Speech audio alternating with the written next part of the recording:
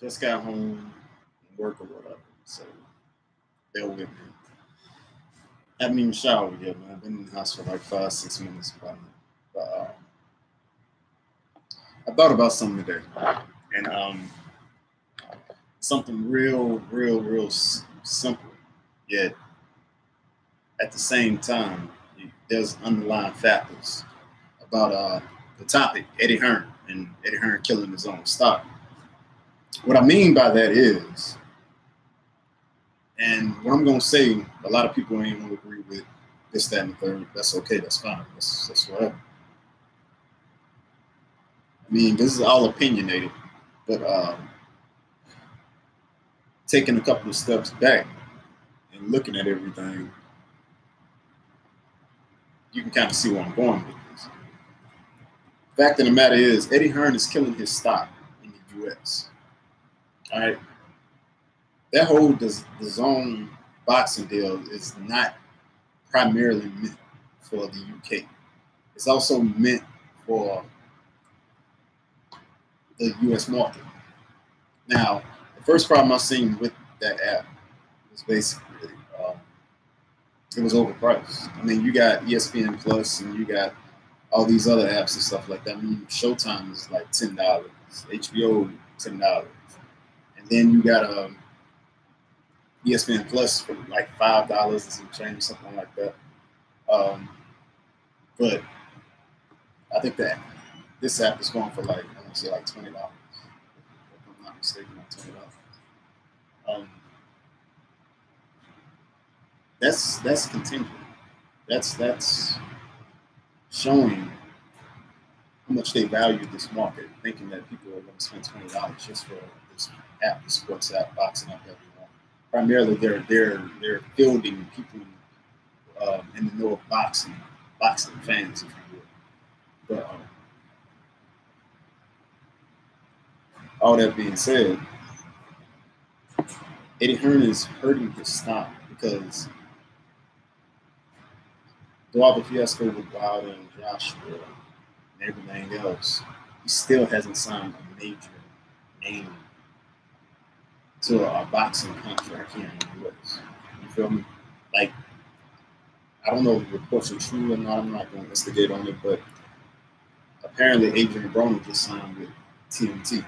That came out of left field. I would have never thought about nothing like that happening. But apparently he just signed with TNT. All right, that's one name that's gone. You still got the Charlos out there, but the Charlos, doesn't look like they're going to sign. Errol Spence is not going to sign. Errol Spence pretty much started his own promotion and everything else. You still got Mikey Garcia out there. I don't know if that's going to happen, but he's yet to sign that one eye-popping name for the U.S. market. Now, all that being said, he needs that name for this app to be successful. Not only does he need this name, he needs a couple of names to make this app successful in the United States. To make us want to buy or purchase this app, download this app, whatever. You know what I'm saying? Watch fights on this app. He needs it to be successful. Now, what he's doing and the way he went about, because Wilder has friends.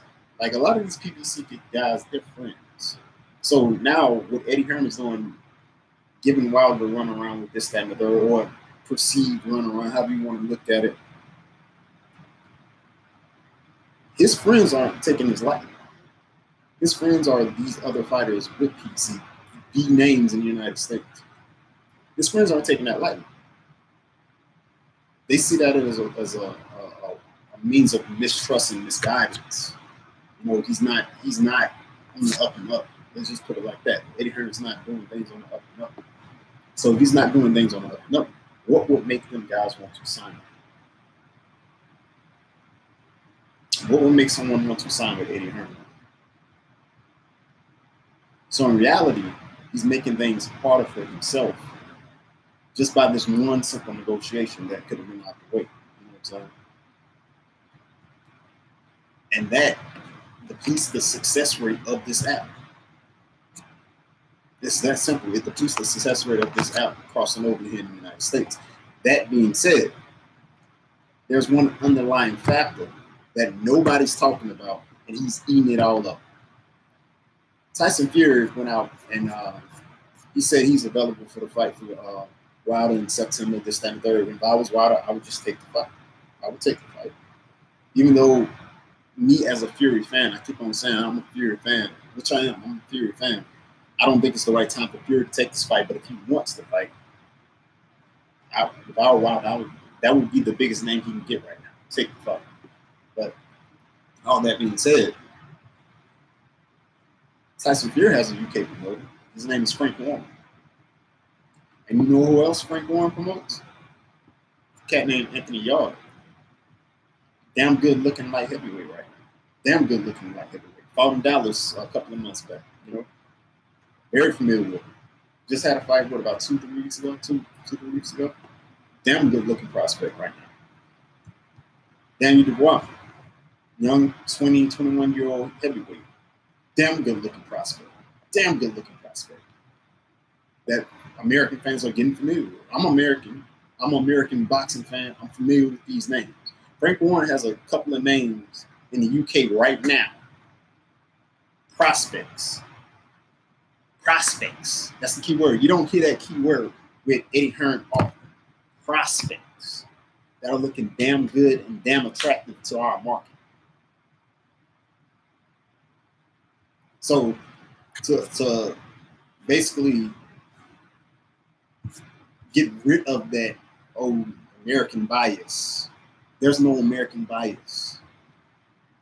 You have people in the LDBC that absolutely think the world of what Anthony Yarde can be. Absolutely think the world of what Daniel Dubois can be. You know, and like I said, Frank Warren has a couple of other fighters that we follow over here. You know, and Frank Warren is going about promoting these guys the right way. They're prospects right now, but they're in the light. We know them. We see them. You understand? We see these guys. We're aware of them. We know they're on the come up. And nobody's really paying attention to that. Frank Warren is just sitting back, laying in the weeds, watching Eddie burn bridges while he's like, hey, I got these guys on the come up. Quiet as kept. This, that, and the third. Anthony Yarde's already been in Dallas, so if the right opportunity comes, I'll send him to him there. What's happening, Trap Ice? What's happening with you, bro? But people are really forgetting, just not even paying attention to what Frank Warren has grown with his promotion, for real. And that's a trip to me. During this whole Wilder and Joshua situation, I've been quiet on him, this, that, and the third. But I also been keeping game. You know, we talk about Daniel Dubois. You know, so I think 78 spoke about Daniel Dubois not too long ago. We talk about Anthony Yarde. You hear about Anthony Yarde all the time. And like I said, they're appealing to us in the United States. We like these guys. We think they have bright futures ahead of them. Oh, yeah, y'all supposed to be meeting up or something, huh, bro?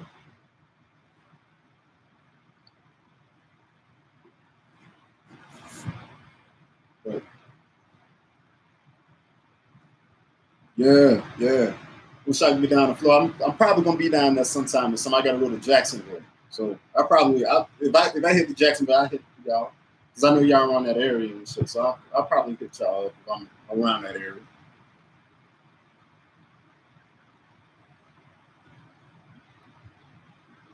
But what you think about that, man? What you think about that? Because like I said, I know you're familiar with Anthony Yarde. I know you're familiar with Daniel Dubois and this, that, and the third. And right now, Eddie Hearn, I don't think he realized how many bridges he really burning right now. And knowing that, you know, saying Anthony Yarde is on the come up, Daniel Dubois is on the come up, these fighters that we as American fans, we recognize their prospects, they're on the come up, we following their careers so far. Frank Warren has the ability within the next year to slide in the back door.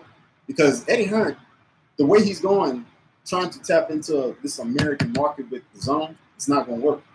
It's not going to work.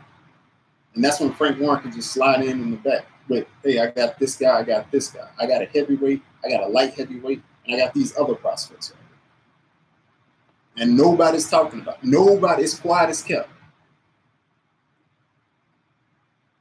I think that's gonna happen because if you notice, Frank Warren has not said anything negative about Al Heyman. He's not said anything negative about Showtime. In fact, he's been saying positive things about him and taking their sides against Eddie Hearn.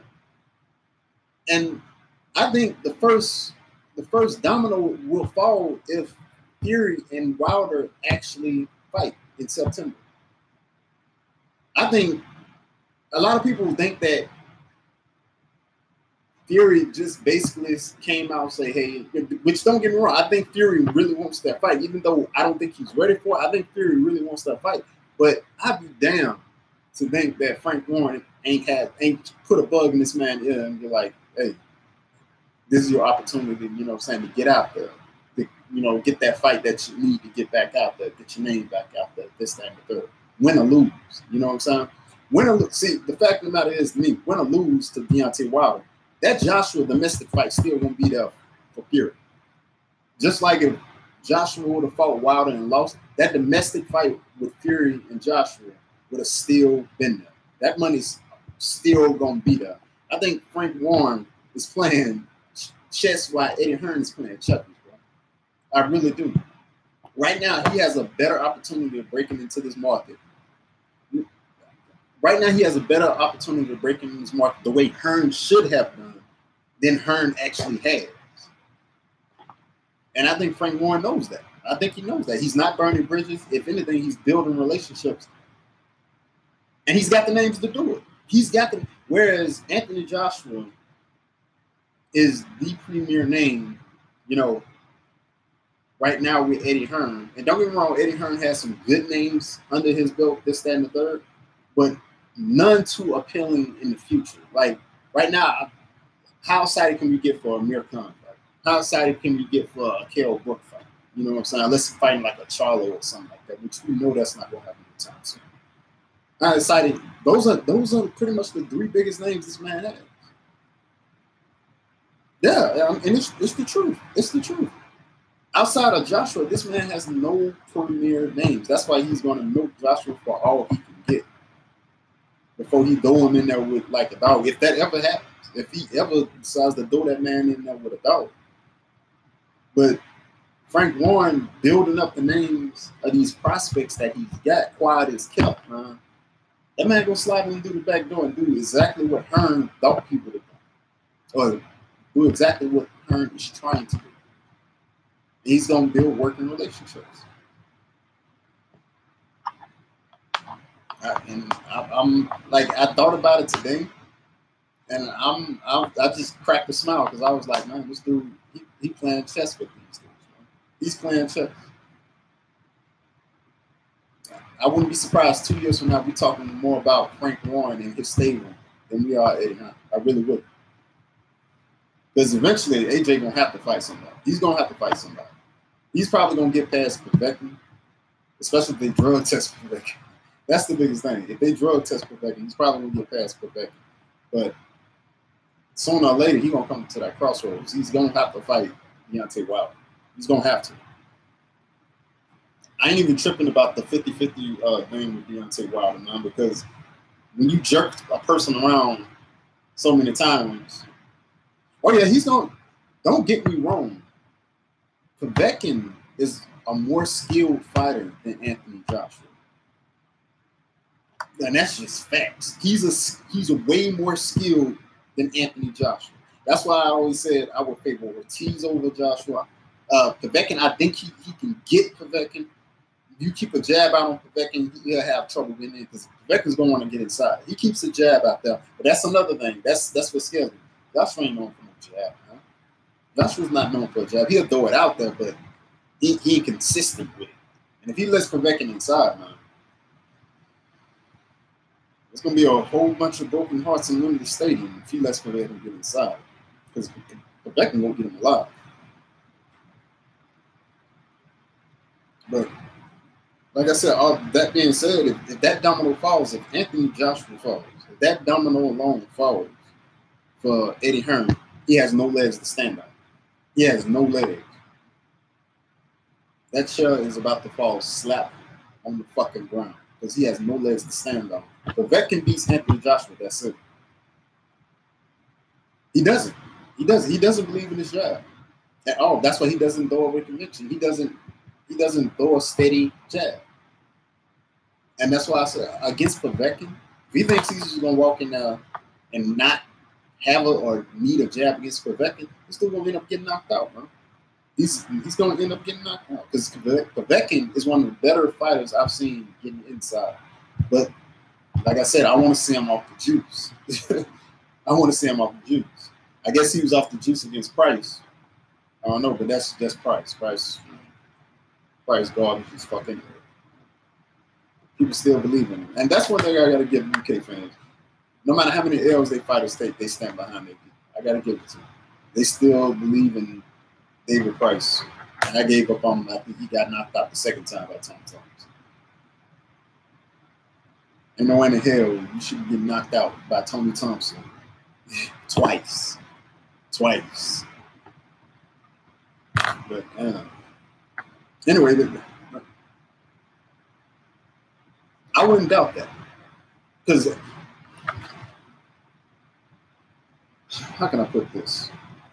No homo, but AJ just has the look of a hard puncher. Like if you look at his physique and everything else, he has the look of a hard puncher. But he's a combination puncher. Like his punches have to accumulate to do damage. He's not a hard puncher per se. Tyson Fury is not a hard puncher. I wouldn't be surprised if they hit about around the same level. Tyson Fury is not a hard puncher, but he's a smarter fighter than AJ. He puts his punches together better than AJ because he's a smarter fighter. I mean, that's self-explanatory to me, him being a smarter fighter than AJ. Just look at how both of them handled the Klitschko fight. Like, there was not one period in that fight that Fury was in any kind of trouble or any kind. He pretty much controlled that fight from round one on. AJ, I thought if Klitschko would have stepped on the gas when he needed to, he could have stopped AJ. After he knocked AJ down, if he would have stepped on the gas instead of being cautious, he could have stopped AJ. That's how I felt about that fight. But Fury was in no trouble. He was in cruise control that whole fight. And that right there let me know he's a smarter fighter than AJ. And like I said, he did. Klitschko stopped using the jab. And that is one of the most... I've watched that fight twice now. Klitschko got away from a lot of things that was giving him success in that fight. And I don't understand why. Like I said, if he would have just stepped on the gas when he knocked AJ down, that fight was over. That fight was absolutely over. But he played the cautious role when they cost him. And, I mean, what can you really say after that?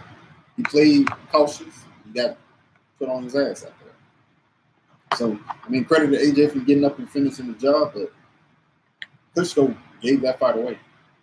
He gave the fight away. As compared to Fury, like I said, Fury was in no danger the whole time in that fight. He was in no type of danger. Like, he was in cruise control. He made the fight boring. He made a boring fighter even that much more boring because there was nothing Klitschko can do with that dude. And you got to give credit where it's due on that. But if I was Wilder, I would take that Fury fight. I would absolutely take that Fury fight. Because right now, it's the biggest name he can get. He's the biggest fish in the pond that he can get right now. If he's willing to fight, I'll take the fight. Like I said, I like Fury. I don't think he's in any condition right now to fight a Wilder. But if I was Wilder, I would take the fight. Why not? What do I have to lose? Oh, yeah.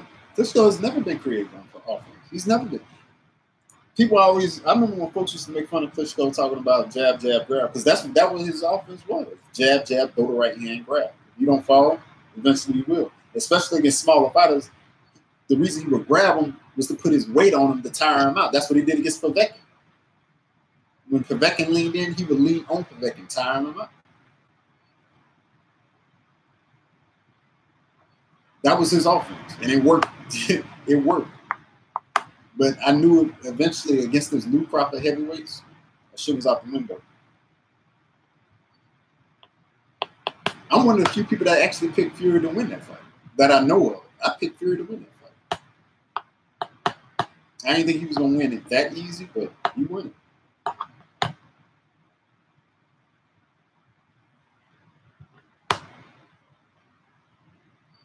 He can't. He can't. AJ,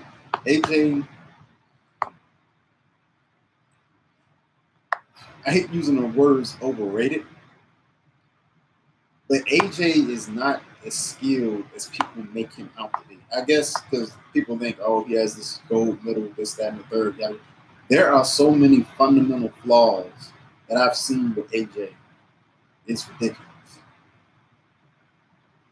It's ridiculous. Fury can that Fury that beat Klitschko that night would beat AJ easily, soundly. He would beat AJ.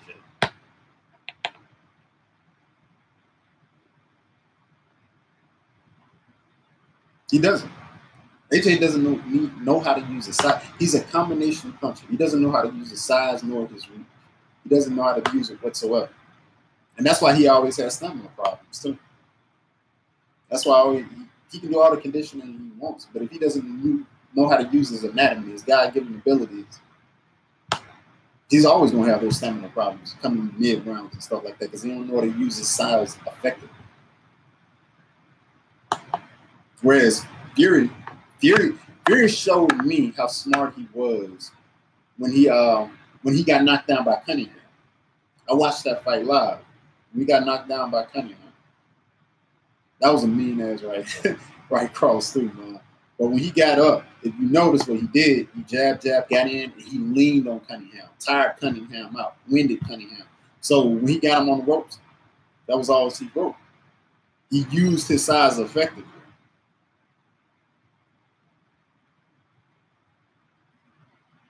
I didn't. AJ is not as skilled as people let.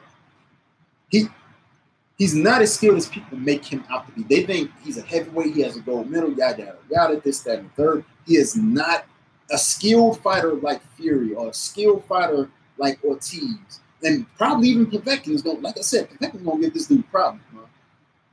But a skilled fighter like that or a skilled fighter like Ward coming up, I have a hard time picking that kid because he's not that skilled. He has fundamental flaws, and he's a combination puncher. He doesn't hit as hard as people think he does. People think he has this crazy power. He doesn't. He doesn't. If he has such crazy power, how did Parker go 12 rounds? If he has such crazy power, why did the Takam fight go to a referee stoppage? You know what I'm saying? He didn't not tap him out. That was a questionable stoppage with Takam. I thought Takam could have continued myself. I thought the referee jumped into it. Oh, yeah. Glasgow? Yeah. Oh, hell yeah. Glasgow? Hell yeah. Hell yeah. But this dude, man, he is fun. Matter of fact, not only just Gasson, Usyk would have fun with AJ, man. Usyk would have fun with AJ. AJ wouldn't be able to do nothing with his lateral movement. He would be able to do nothing with Usyk's lateral movement. If Usyk wins the World Series of Boxing and he decides to fight at heavyweight and he takes on AJ, Usyk is going to beat AJ.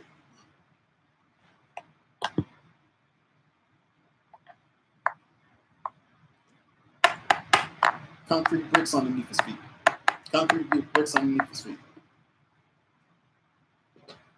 Well, might as well be sleeping with the fishes. He has no movement. He has no head movement. He has poor movement in his feet, lateral ability. This dude has a ton of fundamental flaws. A ton of fundamental flaws. Like I said, I don't know. I know UK people are proud of him and this, that, and the third, yada, yada, yada. But in shape Fury, Gassio, Usyk, It's a reason why this dude has not fought Ortiz or Wilder yet. They can put as many names up. Well, he's fought this guy, he's fought this guy, he's fought that guy. Yeah, but he's not fought the guys that are deemed to be the most dangerous in the division. Two most dangerous people in that division as of right now are Luis Ortiz and Deontay Wilder. He's yet to fight either one. So no matter what name you throw out there, he has not fought the two most dangerous people in that division. And I don't see him doing it no time soon. No time soon. My definition of boxing skills. My definition of boxing skills must be different as hell compared to a lot of people. I'm just being real. Because when I watch boxing and I look at matchups, I look at not only the ability of the fighter, I look at what can cause problems for those fighters. And can the person they're facing cause those problems or exploit on those problems? And every single one of the names I just mentioned can exploit those problems with AJ. Especially Ortiz, man. Especially Ortiz. Being a southpaw, especially AJ will have all kinds of problems. All kinds of problems with Ortiz. That's why he never fought. Hearn kept that man away from Ortiz when Ortiz was with Matchroom. He did it purposely. The main reason he signed Ortiz was to keep him away from AJ. And you can't tell me no different. There's no reason that fight shouldn't have happened when Ortiz was in Matchroom. Anyway, I got to get up out of here. I got to be somewhere for like 7:30. Yeah, I agree. It wouldn't go 6 rounds. It wouldn't go 6 rounds. Anyway, I got to go. I got to head up out of here. I got to be somewhere about 7:30. I just wanted to chime in on that. You know what I'm saying? Watch the playback if you didn't see the first beginning of the playback. I broke everything down. But that's what I got to say about that, man. I think Frank Warren, sooner or later, within the next 2 years, he's going to be a major player. He's going to be the player that Eddie Hearn thought he was going to be. But I'll holler at you, Trap House, bro. All right.